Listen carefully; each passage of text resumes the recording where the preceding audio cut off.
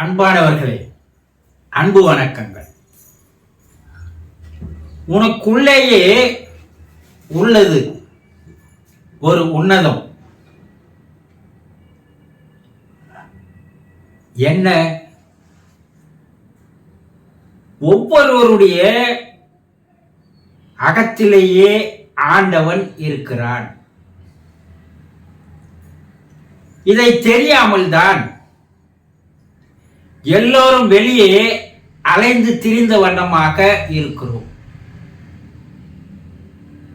ஒரு சீடன் ஒரு குரு கிட்ட போனான். குருவே, என்னால் கடவுளை காண முடியுமா என்று கேட்கிறான். குரு சிரிக்கிறார். ஏன் குருவை சிரிக்கிறீங்க? உன்னை நீயே தேடிக்கொண்டிருக்கிறாயே, அதை நினைத்து சிரிப்பு வருகிறதுனாரு. என்னது? என்ன நானே தேடுறேனா? எனக்கு புரியல குருஜி, சரியா விளக்குங்க. கடவுள் கடவுளையே தேடுவானா என்று கேட்கிறார்.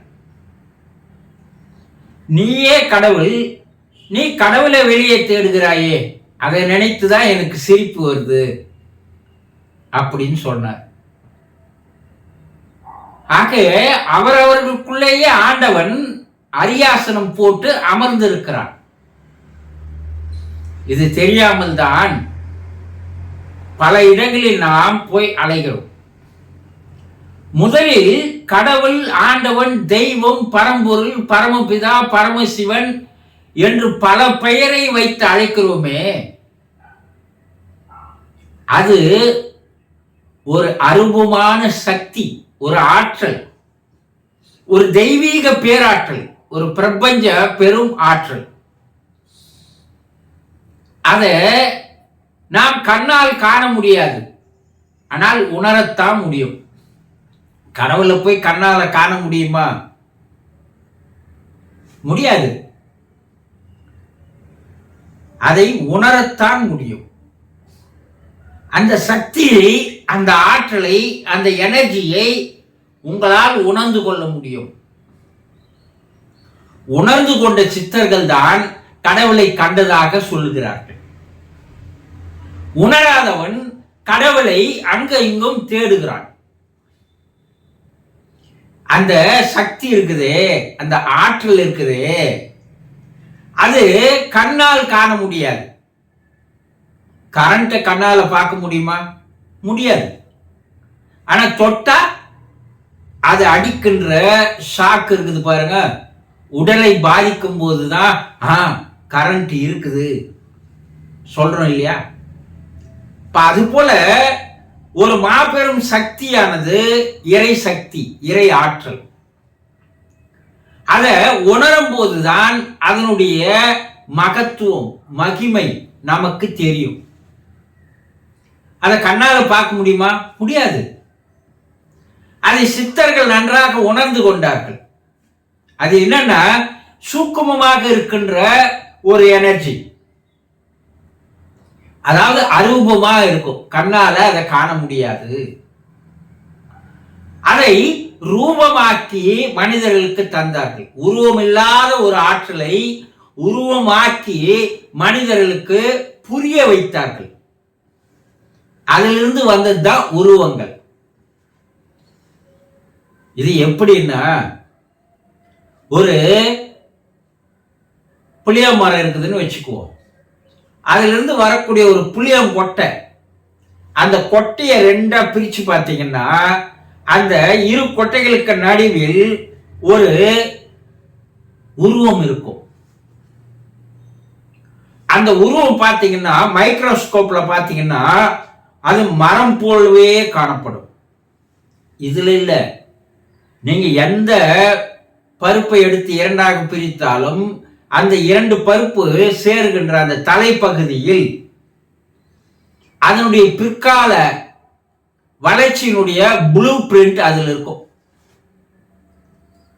அப்போ பின்னாடி இவ்வளவு பெரிய மரமாக மாறப்போகிறது என்று சூட்சும வடிவில் அந்த இரு பருப்புக்குள்ள அந்த முனையானது இருக்கிறது.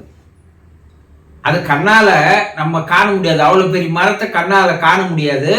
அவ்வளவு பெரிய மரத்தினுடைய ஒட்டுமொத்த உருவத்தை மிக சிறியதாக அந்த பருப்புக்குள் இறைவன் வைத்திருக்கிறான். இப்ப பருப்பு மூடி இருக்குது. அந்த பருப்பு நமக்கு சாதாரண பருப்பா தெரியும். ஆனா அந்த பருப்புக்குள்ள இருக்கிற அந்த சூக்கும வடிவம் மாபெரும் உருவத்தை கொண்டது. அதை நீங்க மண்ணுல போட்டு அதை முளைய விட்டீங்கன்னா அது 20-30 ஆண்டுகளில் மாபெரும் மரமாக விருட்சமாக மாறிவிடும். இப்ப சூக்குமா கண்ணால பார்க்க முடியாத ஒண்ணு இப்ப கண்ணால பார்க்கக்கூடிய உருவமாக அது மாற்றுகிறது இல்லையா? இதையெல்லாம் ஆராய்ச்சி செய்த சித்தர்கள் அந்த உருவமில்லாத அந்த ஆற்றலை அறிந்து கொண்டு புரிந்து கொண்டு உணர்ந்து கொண்டு தான் அனுபவித்த அந்த ஆனந்தத்தை, மகிழ்ச்சியை, சந்தோஷத்தை மக்களும் அனுபவிக்க வேண்டும் என்பதற்காக அதை உருவமாக ஆக்கி தந்தார்கள். இப்ப அந்த மாபெரும் ஆற்றல் என்பது உங்களுக்குள்ளேயும் இருக்கிறது, வெளியேயும் இருக்கிறது. இந்த பிரபஞ்ச சக்தி என்பது நீங்க அந்த பிரபஞ்ச சக்திக்குள் தான் நீங்கள் இருக்கிறீங்க. அந்த பிரபஞ்ச சக்தியும் உங்களுக்குள்ளதான் இருக்குது. அப்ப அந்த இறைவன் என்று சொல்லக்கூடிய, ஆண்டவன் என்று சொல்லக்கூடிய அந்த சக்திக்குள்ள நீங்க இருக்கிறீங்க. அந்த சக்தியும் உங்களுக்குள்ள இருக்குது. அப்ப இறைவனும் உங்களுக்குள்ளதானே இருக்கிறான். இதை புரிந்து கொள்வதற்காக தான் கண்ணால் காண முடியாத அரூபமான அந்த தெய்வீக பேராற்றலை கண்ணால் காணக்கூடிய அளவுல உருவங்களாக மாற்றி சித்தர்கள் அந்த தெய்வங்களை தந்தார்கள். அதை நீங்க புரிஞ்சுக்கிட்டு உங்களுக்குள்ள இருக்கிற அந்த இறை ஆற்றலை உணர்ந்து கொள்வதற்குண்டான முயற்சியை நீங்கள் செய்ய வேண்டும். அந்த உருவம் எப்படி வந்தது, அந்த உருவத்துக்கு பின்னாடி ரகசியங்கள் என்ன, அந்த உருவங்களை ஏன் சித்தர்கள் உருவாக்கினார்கள், எதை வைத்து அந்த உருவத்தை அவர்கள் உருவாக்கினார்கள், அதற்கு மூலம் எது, ஆதி எது, முதல் எது, அந்த முதல் எப்படி இருக்கும், ஆதி எப்படி இருக்கும், மூலம் எப்படி இருக்கும் என்பதையெல்லாம் வெளியே அங்கு போய் தேட தேவையில்லை, வெளியே அங்கு போய் நீங்க கண்டுபிடிக்க தேவையில்லை, உங்களுக்குள்ளேயே இருக்கிறது. அப்போ உங்களுக்குள்ள இருக்கின்ற அந்த ஆண்டவனை, தெய்வத்தை, பரம்பொருளை நீங்கள் உணர்ந்து கொள்வதற்கு கடந்து உள்ளே சென்றால், உங்க மனம் வெளியே தான் சுத்தின்னு இருக்குது. மனத்தினுடைய இயல்பு வெளியே திரிந்து கொண்டிருக்கின்ற இயல்பு. ஆனால்தான் மனிதன் பூரா கடவுளை தேடி வெளியவே அலையறான்.